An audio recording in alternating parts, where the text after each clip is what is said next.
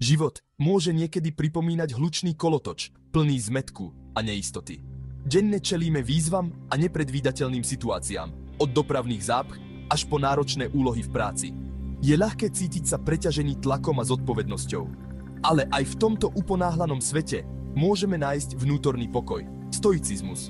Táto starodávna filozofia nám ponúka múdrosť a vedenie k dosiahnutiu vnútornej rovnováhy. Stoicizmus nás vyzbrojuje nástrojmi na zvládnutie životných vzostupov a pádov s väčšou silou a odolnosťou. Stoicizmus nás učí, že skutočná sila spočíva v ovládaní vlastných myšlienok a emócií. Keď pochopíme a príjmeme princípy stoicizmu, môžeme nájsť pokoj aj uprostred životných búrok. Stoici verili, že máme väčšiu kontrolu nad svojimi myšlienkami a reakciami, než si myslíme, a že práve to je kľúčom k šťastiu. Toto presvedčenie nás vedie k pokojnejšiemu a naplnenejšiemu životu, plnému radosti a zmyslu. Pridajte sa k nám na tejto ceste objavovania sily stoicizmu a učte sa z jeho hlbokej múdrosti. Objavte, ako vám stoicizmus môže pomôcť nájsť pokoj v chaotickom svete a žiť vyrovnanejší a šťastnejší život. Stoicizmus, táto starobilá filozofia, ukrýva nadčasovú múdrosť. Stoicizmus zdôrazňuje dôležitosť sebakontroly, racionality a života v harmonii s prírodou. Podľa stoikov nemáme kontrolu nad vonkajšími udalosťami. Jediné, čo môžeme kontrolovať, je naša reakcia na tieto udalosti. Predstavte si obrovský kameň uprostred rozbúrenej rieky. Kameň nedokáže zastaviť prúd rieky. Napriek tomu, kameň zostáva nehybný, stabilný uprostred búrlivého prúdu. Stoicizmus nás povzbudzuje, aby sme boli ako ten kameň. Bez ohľadu na to, aký ťažký sa život stane, môžeme si zachovať pokoj a vnútornú rovnováhu. Táto kontrola začína pochopením vlastných myšlienok a emócií. Keď sa naučíme pozorovať svoje reakcie bez súdenia, získame slobodu voľby. To je podstata stoicizmu. Sústrediť sa na to, čo môžeme kontrolovať. A to sme my sami. Sila, ktorú nám stoicizmus ponúka, nie je magická. Neznamená to, že by sme mali ignorovať svoje problémy. Ide o pestovanie našej vnútornej sily. Sily, ktorá nám umožňuje čeliť ťažkostiam s odvahou a odhodlaním. Táto vnútorná sila sa rozvíja neustálým tréningom a sebareflexiou. Tak ako si precvičujeme svaly, musíme trénovať aj svoju myseľ a emócie. Keď sa objavia životné výzvy, nezlomia nás. Stoici mali účinné metódy na vybudovanie tohto vnútorného štítu. Tieto cvičenia nám pomáhajú upokojiť myseľ a udržať si vnútorný pokoj. Tiež nám pomáhajú robiť múdrejšie rozhodnutia. Keď začleníme tieto cvičenia do svojho každodenného života, budujeme si vnútornú silu. Meditácia je jedným z pilierov stoicizmu. Je to mocný nástroj, ktorý nám pomáha upokojiť myseľ a rozvíjať sebauvedomenie. Žijeme vo svete zahltenom informáciami a rozptýleniami. Meditácia nám dáva príležitosť uniknúť z tohto chaosu a nájsť pokoj. Nájdite si tiché miesto, zatvorte oči a sústreďte sa na svoj dých. Pri nádychu pociťujte, ako vám čerstvý vzduch naplňa pľúca. Pri výdychu uvoľnite všetko napätie a starosti. Je úplne prirodzené, že myšlienky blúdia. Pozorujte ich bez posudzovania a jemne presuňte svoju pozornosť späť k dychu. Pravidelnou meditáciou upokojujeme myseľ a stávame sa si viac vedomí svojich myšlienok a emócií.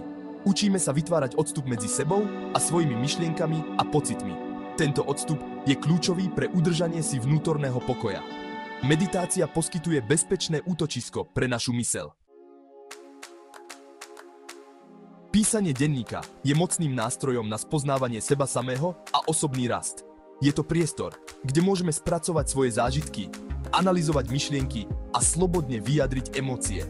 Stoici verili, že sila sebareflexie vedie k cnostnejšiemu životu. Vyhraďte si každý deň čas na zapísanie svojich myšlienok a pocitov.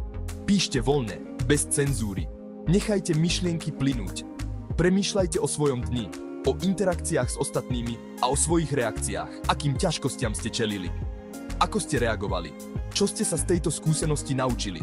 Keď si píšeme denník, začíname si všímať vzorce vo svojich myšlienkach a správaní. Lepšie chápeme svoje silné a slabé stránky. Toto sebauvedomenie je základom osobného rastu a vnútornej sily. Vedomé dýchanie. Návrat do prítomnosti. Toto jednoduché, ale účinné cvičenie dokáže zmeniť náš emocionálny stav. Dých je mocným nástrojom na zvládanie emócií a upokojenie nervového systému. Keď dýchame vedome a zhlboka, zlepšujeme si duševné aj fyzické zdravie. Keď sme vystresovaní alebo pod tlakom, náš dých sa stáva plytkým a zrýchleným. To môže zosilniť stresovú reakciu a zvýšiť úzkosť. Na druhej strane, keď spomalíme dých a dýchame zhlboka a vedome, posielame svojmu telu signál, že sme v bezpečí. To aktivuje parasympatický nervový systém, ktorý podporuje relaxáciu. Venujte každý deň pár minút sústredeniu sa na svoj dých. Aj pár minút môže priniesť zmenu. Zhlboka sa nadýchnite nosom a nechajte vzduch, aby vám naplnil pľúca. Cíťte, ako vám kyslík prechádza telom a hrudník sa rozširuje. Na chvíľu zadržte dých a potom pomaly vydýchnite ústami. Nechajte vzduch voľne unikať a uvoľnite napätie. Vnímajte pohyb brucha, ako sa pri dýchaní dvíha a klesá. Tento fyzický pocit zosilňuje relaxačný účinok dýchania. Toto jednoduché cvičenie môžete robiť kdekoľvek a kedykoľvek. Či už ste v práci, doma alebo na prechádzke, vždy si nájdete čas na pár hlbokých nádychov a výdychov. Hlboké dýchanie nám pomáha byť prítomní v danom okamihu. Keď sa sústredíme na dých, oslobodzujeme sa od výčitiek z minulosti a obáv z budúcnosti. Hlboké dýchanie nám pomáha nájsť vnútorný pokoj. Jeho pravidelným praktizovaním rozvíjame pokojnejšiu a jasnejšiu myseľ. Vedomým a pravidelným dýchaním posilňujeme svoju emočnú odolnosť.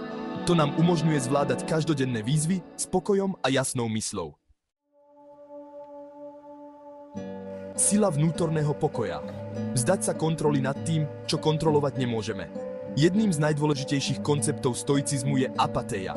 Neznamená to, že by sme mali byť necitliví alebo ľahostajní. Ide o to, aby sme si uvedomili svoju obmedzenú kontrolu nad vonkajšími udalosťami. Je na nás, či dovolíme, aby nás tieto veci ovplyvňovali. Známy stoický filozof Seneca napísal: mali by sme si prijať to, čo nám je súdené, ale byť spokojní s tým, čo dostaneme.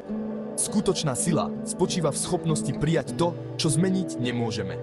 Svoju energiu by sme mali smerovať k tomu, čo môžeme skutočne ovplyvniť. Keď sa vzdáme kontroly nad tým, čo kontrolovať nemôžeme, oslobodíme sa od zbytočného utrpenia. To nám umožňuje žiť v súlade s našimi hodnotami.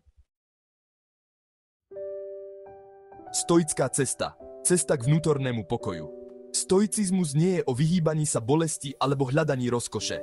Ide o prijatie reality takej, aká je, bez posudzovania alebo odmietania. Ide o život so sebakontrolou, racionálnym myslením a odolnosťou. Rozvíjaním týchto vlastností svoju myseľ a s neochvejnou rozhodnosťou. Ide o pokoja uprostred chaosu. Dokonca aj v tých chvíľach možno pokoj, ak vieme hľadať. Stvom praktík, ako je písanie a dýchanie, rozvíja vnútornú silu a svoju myseľ a ducha. Máme odolnosť potrebnú, aby sme sa s životnými vyrovnali s pokojom a empatiou. Každá sa stáva príležitosťou a zdokonaľovania. Spomeňme si na slova Pisára a stoika Marka Aurelia. Máš moc nad svojimi myšlienkami, nie nad vonkajšími udalosťami. Pochop to a nájdeš silu. Tieto slová nám pripomínajú, že naša skutočná sila spočíva v schopnosti kontrolovať svoje myšlienky a reakcie. Príjmite múdrosť stoikov, čítajte ich diela a inšpirujte sa ich nadčasovým učením. Vydajte sa na cestu za pokojnejším a naplnenejším životom.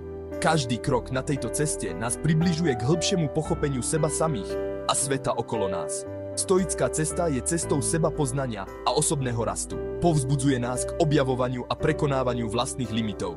Je to cesta, ktorá si vyžaduje odhodlanie, prax a ochotu spochybňovať vlastné presvedčenia. Ale každé úsilie nás približuje k vnútornému pokoju. A odmena je obrovská. Na konci cesty nás čaká život naplnený pokojom, múdrosťou a skutočným šťastím. Vaša stoická cesta začína teraz. Začnite tým, že si vyberiete jednu stoickú praktiku, ktorú chcete zaradiť do svojej každodennej rutiny. Či už je to meditácia, písanie alebo vedomé dýchanie. Zľúbte si, že ju budete pravidelne, že si na seba vyhradíte čas. Budete postupovať na stoickej ceste, objavovať aj ďalšie stoické a metódy. Existuje množstvo kníh, podcastov a interviú, ktoré vás na môžu podporiť. Stretnite sa s ďalšími ľuďmi, ktorí sa zaujímajú o stoicizmus. Podelte sa o svoje skúsenosti, navzájom sa podporujte a spoločne sa rozvíjajte. Vnútorná sila nie je cieľom, ale cestou seba poznávania. Začnite budovať svoju vnútornú odolnosť už dnes. Objavte silu stoicizmu a transformujte svoj život. Pri pokračovaní vašej stoickej cesty majte na pamäti: cesta k vnútornému pokoju je neustálym procesom rastu a rozvoja. Začlenením stoických praktík do každodenného života